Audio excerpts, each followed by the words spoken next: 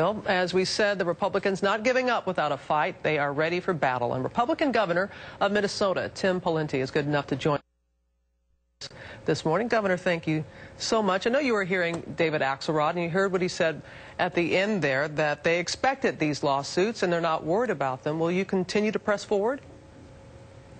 Well, absolutely. I sent a letter yesterday to my Attorney General, who happens to be on the other side of the aisle, saying that this does look like an unprecedented overreach by the federal government forcing individual citizens to buy a good or a service for no other reason than they happen to be alive or a person. That seems to be unprecedented. Even the Congressional Budget Office said so in a report in the 1990s.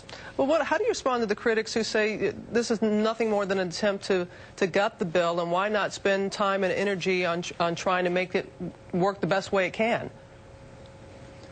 Well, Robin, the nation faces big challenges, and we do need to fix our health care system, but they've taken it to this big federalized, bureaucratic, government-run kind of nanny nation approach, and there were better ways to do it. They should have worked with us on those better ways.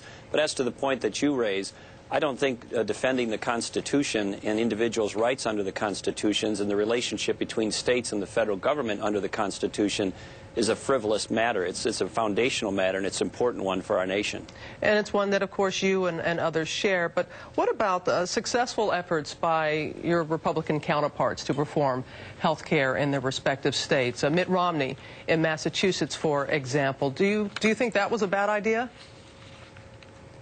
Well, I think what is a good idea is not having the government take these systems over. Republicans across the country, including here in Minnesota, have good ideas that we could have agreed on if President Obama and the Democrats would have set aside their version of the ideal and worked with us on a bipartisan basis.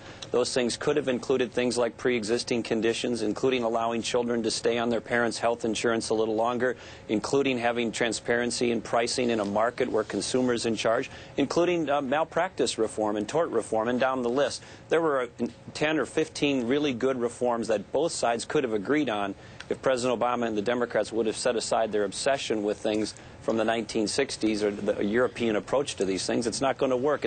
They've got every entitlement program they currently run is bankrupt. This one will be bankrupt within 20 years as well. You talk about obsession. This took about 13 months to finally get this passed. And there was attempts on both sides and good intentions on both sides of the aisle. How did this become such a political football, do you think?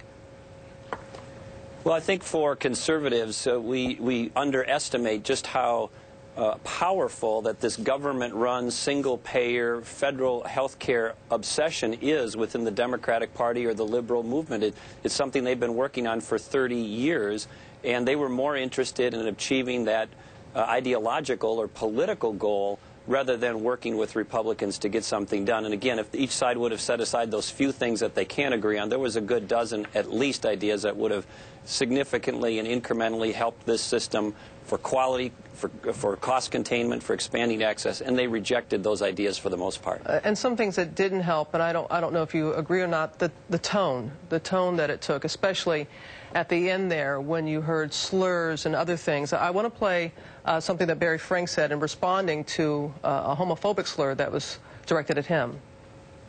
But there are leaders in the Republican Party and elsewhere who kind of egg these people on, who legitimize not simple disagreement with the bill, which is, of course, what people should be doing, but denunciation of people's motives, a degree of personal abuse.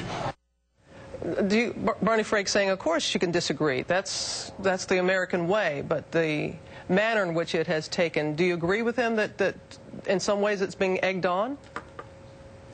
Name-calling and attacking people personally or their personal characteristics is inappropriate, and in some cases what you heard there was just absolutely absurd in terms of what people were yelling or chanting, and that should not happen. It was inappropriate. We can have disagreements, but we should have disagreements on the issues, on the substance, and we should treat each other civilly and thoughtfully and fairly as best we can. There's always going to be tension. There's always going to be heat in these debates, but let's debate the issues. Let's not debate people's personal characteristics. I think that is something we can all agree on. Governor Pawlenty, thank you so much for weighing in this morning. Thank you, Robin. For your time. We appreciate it. Have a good day.